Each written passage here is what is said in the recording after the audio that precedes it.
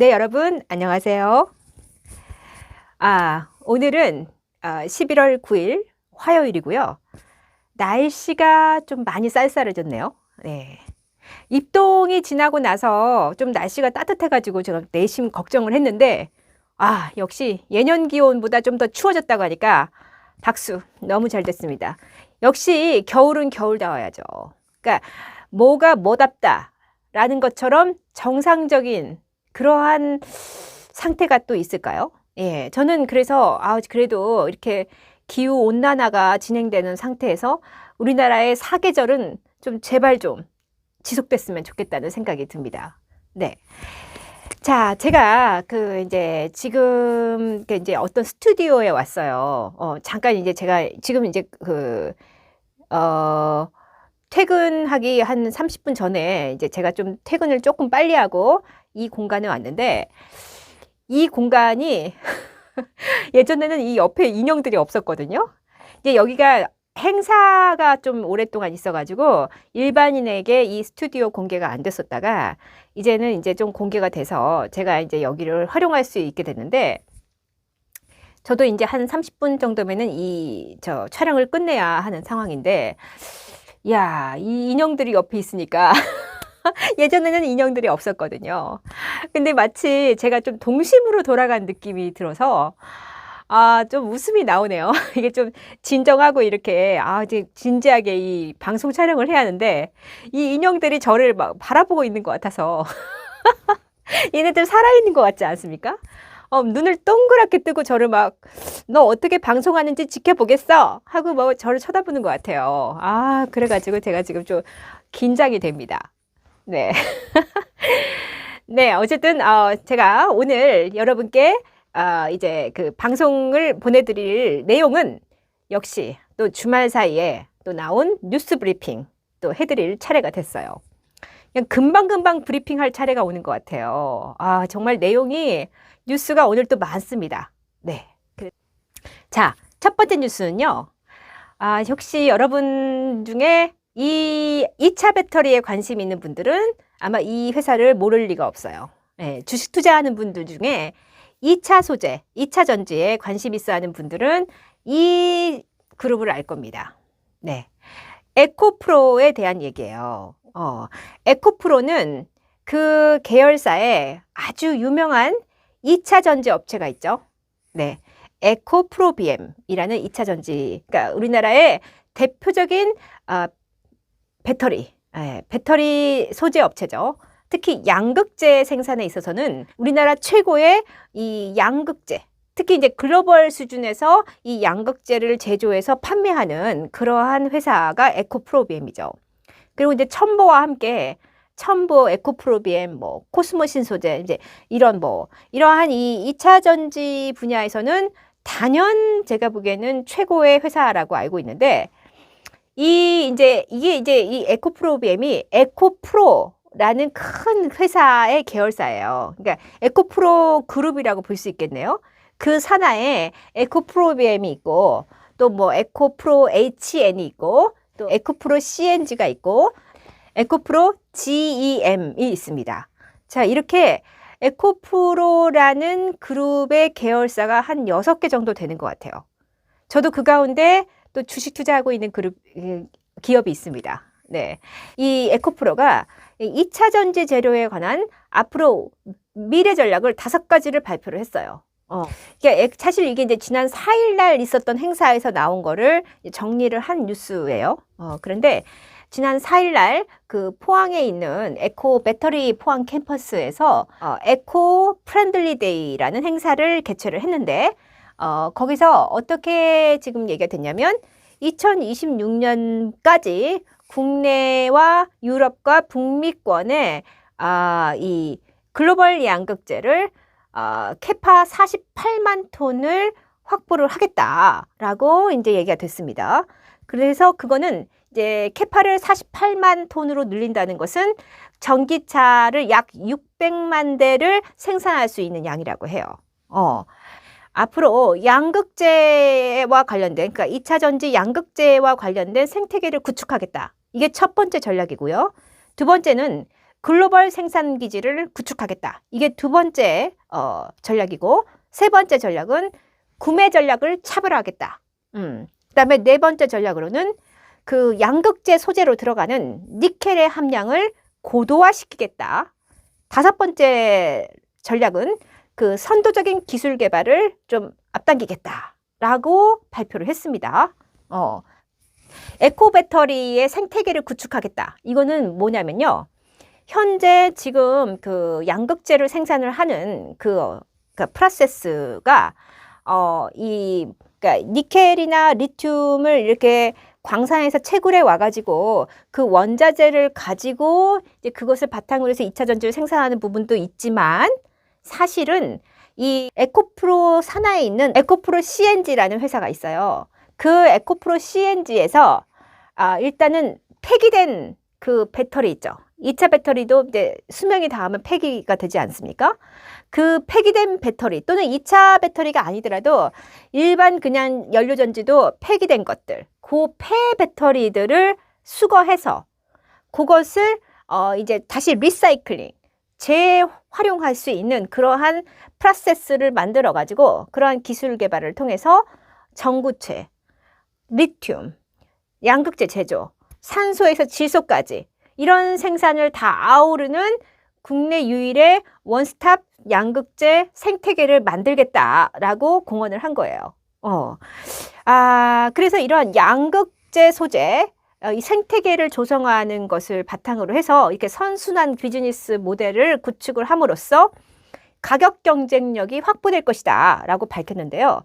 이제 원자재 가격이 지금 올라가고 있잖아요. 게다가 니켈이나 리튬이나 코발트는 희소자원, 즉 희토류이기 때문에 이 희토류는 앞으로 이렇게 매장량이 그렇게 많지도 않고 가격 자체가 원자재 시장에 올라가면은 이 가격도 뛸 수밖에 없는데 이 자체 내에서 이미 쓰고 난 그 폐 배터리를 다시 재활용해서 그것을 바탕으로 해서 다시 양극재를 생산하는 이러한 자원순환 프로세스를 구축을 함으로써 그 가격 경쟁에 있어서 원가 부담을 좀 절하시킬 수 있는 그러한 가격 경쟁력을 확보를 하겠다라고 공언을 한 거예요.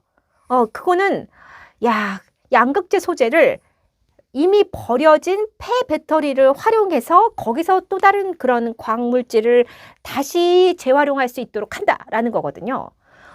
저는 그래서 이 에코프로가 제가 지금 지난번에 제 영상에서 순환경제 시대가 온다라는 책을 제가 소개를 해드린 적이 있는데 바로 거기서 순환 공급망 모델이라는 게 나오거든요. 제가 그거에 대해서는 뭐 깊게 설명을 하지 않았어요. 단지 이제 제가 그 목차상 그 여러 가지 모델을 비즈니스 모델, 특히 순환 경제에 맞는 이 선순환, 자원의 선순환과 맞는 그러한 비즈니스 모델을 소개한 책이거든요. 제가 그래서 거기서 이제 그것 중에 하나로 순환 공급망 모델이라는 것을 잠깐 언급하고 넘어간 적이 있는데 이처럼 에코프로와 같이 이미 버려진 폐 배터리를 재활용해서 그것을 바탕으로 해서 다시 2차 전지를 생산할 수 있는 체계를 그러한 순환 공급망 체계를 만들었다는 거예요. 그리고 그걸 준비하고 있고 체계화시키고 있는 중이라는 거죠. 그래서 저는 박수.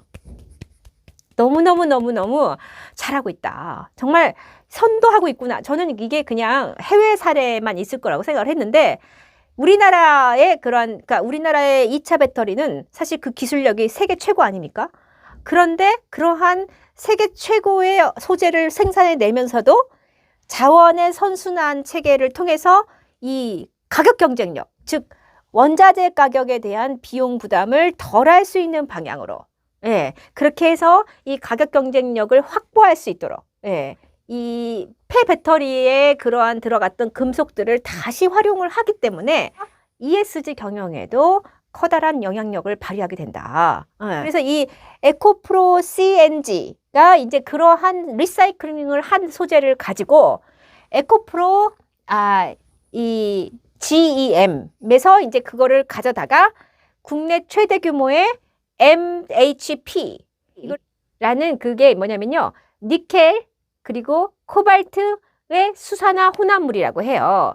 그래서 이거를 이 니켈과 코발트를 이 수산화하는 혼합물을 만들어서 그것을 황산화하는데 공정을 구축해가지고 이 전구체 가격 경쟁력을 확보하겠다라는 겁니다. 그래서 2026년까지 캐파를 5만 5천 톤까지 확대를 해서 전체 니켈 필요량의 무려 40%를 조달할 예정이라고 해요. 어디서요? 폐배터리에서. 버려진 배터리에서 회수를 해가지고 그 가운데 중요한 유기금속을 다 회수해서 그것을 다시 그러한 그 니켈, 코발트, 수산화 혼합물 황산화 공정에 투입을 해서 그러한 프로세스를 통해서 다시 이것을 바탕으로 가격 경쟁력을 확보해서 캐파를 5만 5천 톤을 확대를 하는데 이것이 무려 니켈이 필요로 하는 그 양의 40%를 조달한다는 겁니다. 저는요, 여기 회장님 이름이 뭐예요? 이 회장님. 정말 이 회장님 진짜 존경합니다. 이 회장님 성함이 이동채 회장님. 이렇게 자원의 선순환 구조를 만들 수가 있습니까? 진짜 이분의 이 어떤 그런 경영 철학, 그 ESG를 이미 이분은 진작부터 시작을 하고 있었네요. 준비를 하고 있었던 겁니다. 그래서 지금 이렇게 글로벌 양극재를 약 48만 톤을 2026년까지 생산을 할 예정이다라고 밝혔고, 그 다음 이 폐배터리를 활용해서 양극재의 이 선순환 생태계를 만들어 가지고 가격 경쟁력을 확보하겠다. 즉 원가를 절감시켜서 타 국가에 대비 정말 이 배터리 가격을 낮추겠다라는 그러한 또 전략을 발표를 했고요. 그 다음에 또 하나가 뭐냐면 이 LFP로 대변되는 그 저가형 배터리 있잖아요. 이게 중국은 거의 98%가 인산철, 이 LFP 배터리라고 하는데 이제 그것과 대비되는 또 나름의 또 다른 어떤 대응 전략이 있어야 하지 않겠습니까? 이 저가형 배터리 시장에서도 우리가 또 새로운 전략이 있다라고 밝힌 게 뭐냐면 코발트 프리 NMX와 OLO 양극재로 그러한 저가형 배터리 시장에 대응하겠다라고 밝힌 거예요. 그래서 지금 이분이 굉장히 이 양극재 소재도 이 저가형 배터리 시장에 맞춰서 또 이렇게 차별화를 시키고 있구나. 이걸 알 수 있게 되었습니다. 이 중국의 LFP 배터리가 또 주목받고 있잖아요. 하지만 이제 이 에코프로가 보기에는 이 전기차 시장은 아무래도 주행거리가 향상된 그런 전기차를 출시하는 계획을 계속 세우고 있기 때문에, 그러니까 글로벌 전기차 시장은 주행거리를 좀 더 멀리 갈 수 있는 그런 전기차를 생산하려고 하기 때문에 물론 인산철이 싸긴 하지만 그럼에도 불구하고 기존보다 더 높은 수준의 주행거리를 요구하기 때문에 거기에 대응할 수 있는 배터리로서는 결국은 고도의 니켈 함량을 가지고 있는 2차 배터리를 더 수요가 있을 것이다 라고 예상을 하고 있다고 해요. 그래서 더 높은 수준의 니켈 함량의 고도화가 필요로 할 것이다 라고 요구가 될 것이다 라고 예측을 하고 있다고 합니다.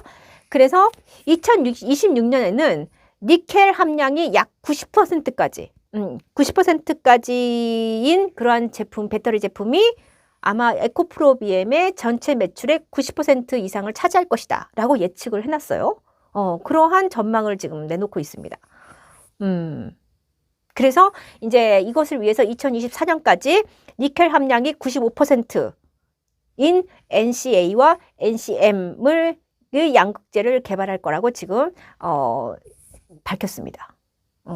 니켈의 함량이 90% 이상까지 가려면 니켈을 얼마나 많이 필요로 하겠습니까?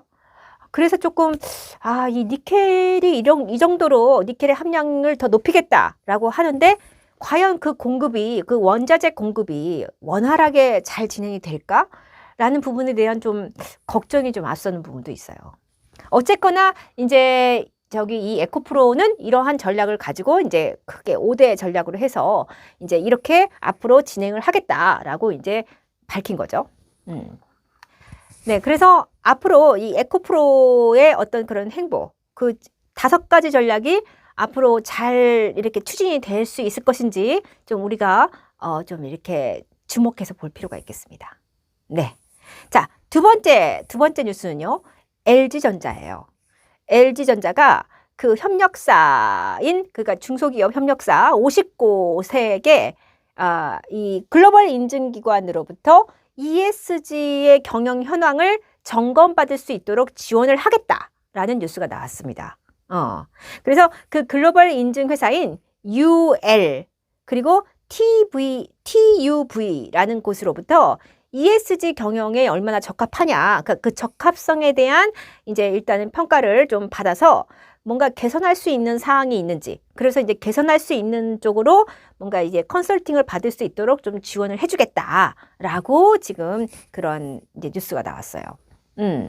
이미 7월부터 두 인증기관이 이 협력사들을 다 방문을 해가지고 이 노동 분야, 또 안전 분야, 또 보건 분야, 그다음에 환경 분야, 윤리 분야 등 그 ESG의 여러 항목들을 점검을 받았다고 합니다. 그래서 개선이 필요한 부분에 있어서는 협력사가 스스로 개선할 수 있도록 또 지원을 했고, 또 ESG의 점검과 개선을 이미 완료를 한 협력사에게는 이 적합성 인증서를 발급을 했다고 해요. 예, 제가 보기에는 LG전자가 이 밑에 있는 그런 공급망, 이 협력사들의 ESG 경영의 상황까지도 지금 관리하는 모드로 들어갔다라고 저는 이제 보고 있습니다. 네. 결국은 이러한 협력사들의 ESG 경영 상황이 LG전자의 ESG 평가 지수에 반영이 되거든요. 그러니까 대기업은 중소기업의 ESG 경영을 이 관리를 계속하면서 가야 하는 상황입니다. 그런 차원에서 LG전자는 상당히 잘하고 있다라고 볼 수 있겠습니다. 네. 자, 그 다음에 세 번째 뉴스는요. 롯데푸드예요. 롯데푸드가 국내 식품기업 중에 최초로 공장 에너지 관리 시스템을 도입한다고 합니다. 처음 들어보셨죠? 저도 이게 공장 에너지 관리 시스템. 야, 이게 영어로 FEMS라고 하는데요. 이거는 뭐냐면은, 그러니까 한마디로 말해서 이 디지털 기술, ICT 기술을 도입해가지고 공장 내, 그러니까 스마트 공장인 거죠. 그래서 공장 내 에너지 사용량을 최적화하는 노하우를 쌓고, 또 이제 이것을 통해서 에너지 사용을 절감시켜서 에너지 효율을 향상시키겠다. 에너지 사용과 그 비용을 최적화하는 그러한 ICT 융합 솔루션이라고 합니다. 네. 어떤 이 ICT 기술을 활용해서 공장을 최적화하는 기술이 사실은 지금 제조업종별로 지금 확산 중이라고 합니다. 그래서 식품업 기업 가운데서는 롯데푸드가 천안 공장에 처음으로 도입하는 시스템이라고 해요. 아하. 그래서 이 식품 공장에서는 살균, 멸균, 그리고 가열, 냉장, 그 다음 냉동, 이런 등의 에너지를 이제 소비하는 공정에서 최적화 시스템으로 이제 돌아가게 되는 겁니다. 그러니까 이 매일매일 그게 쌓이잖아요, 데이터가.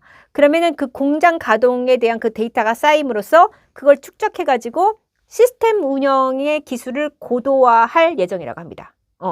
그래서 그렇게 이제 축적된 데이터를 바탕으로 해서 어떤 그 노하우로 이제 살균과 가공 공정 등에서 에너지 사용량을 최적화시키는 거죠. 그러니까 에너지를 낭비하지 않을 수 있는 그러한 식품 공장의 어떤 스마트 공장으로 만들어 갈 계획이라고 합니다.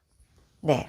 이제 이러한 과정을 통해서 롯데푸드는 결국은 이제 ESG 경영, 즉 에너지 절감을 데이터 확보를 통해서 그러니까 우리나라 최초의 그냥 데이터 기반의 어떤 식품 제조 공장으로서 ESG 경영의 어떤 그 환경 경영을 하고 있는, 자, 한마디로 시스템적으로 지금 이제 구축을 하고 있다라고 볼 수 있겠습니다. 네. 자, 네 번째 뉴스는요. DKND라는 회사예요. 저도 이번에 처음 알게 됐어요. 제가 뉴스 브리핑 하면서 DKND라는 회사를 처음 제가 알게 됐는데, 이 회사는 한마디로 합성 피혁을 제조하는 회사인데, 합성 피혁이라 하면은 뭐 우리 이게 가방이나 뭐 운동화나 이제 그러한 이제 소재로 쓰이는, 그러니까 가죽 대신에 천연 가죽 대신에 쓰는 그러한 한마디로 이제 석유 기반에서 만들어지는 그러한 내용물이다 보니까 이제 이 온실가스, 석유를 배출을 줄여야 하는 상황에서는 이제 합성 피혁도 이제 그 에너지원을 이제 바꿔야 하는 상황이 된 거예요. 그래서 DKND가 이번에 중소기업 기술혁신 개발 사업자로 새롭게 선정이 됐는데 그 내용은 뭐냐? 이 친환경 소재인 저탄소 합성 피혁 개발 기술을 인정을 받아가지고 이 그러한 중소기업 기술혁신 개발 사업에 선정이 됐대요. 선정이 됐어. 자, 그래가지고 이 기술력을 바탕으로 해서 이 친환경 트렌드에 발맞춰서 이 천연 피혁의 성능을 뛰어넘는 그런 친환경 합성 피혁의 연구를 시작하기로 했다고 합니다. 그래서 친환경 합성 피혁, 그러니까 저탄소, 그러니까 탄소 배출이 저감되는 그러한 방향으로 저탄소 합성 피혁을 제조해 보겠다. 그거에 따라서 이제 어떤 그런 바이오매스, 특히 이제 바이오매스를 활용한, 바이오매스라 하면은 뭐 옥수수나 뭐 사탕수수나 뭐 또 뭐가 있을까요? 무슨 뭐 야자유 이런 것들을 이제 그런 식물성 원료를 가공해서 재생하거나 재활용하는 그러한 차세대 친환경 또는 그런 이제 원료라고 할 수 있겠죠. 그런 것을 바탕으로 해서 이제 한번 합성 피혁을 저탄소 합성 피혁을 만들어 보겠다라는 그런 계획이라고 합니다. 네, 한번 기대해 보겠습니다. 자, 5번째 뉴스는요. 국순당이에요. 국순당 막걸리 좋아하세요? 제가 이 막걸리 제조업체를 이렇게 또 소개할 거라고는 상상을 못 했네요. 저희 아버지가 막걸리를 아주 좋아하십니다. 저도 좀 가끔은 먹는데요. 이 국순당 생 막걸리가 이 포장재를 친환경 포장재로 바꾸고 나서 매출이 껑충 튀었다라는 그러한 뉴스가 있어요. 와, 대단하지 않습니까? 자, 국순당 생 막걸리의 판매량을 분석을 했는데 이 포장재를 리뉴얼하기 전보다 리뉴얼한 이후에 그러니까 한 4개월 정도 지금 그 텀을 두고 이제 한번 분석을 해봤더니 96%가 판매량이 증가했다고 해요.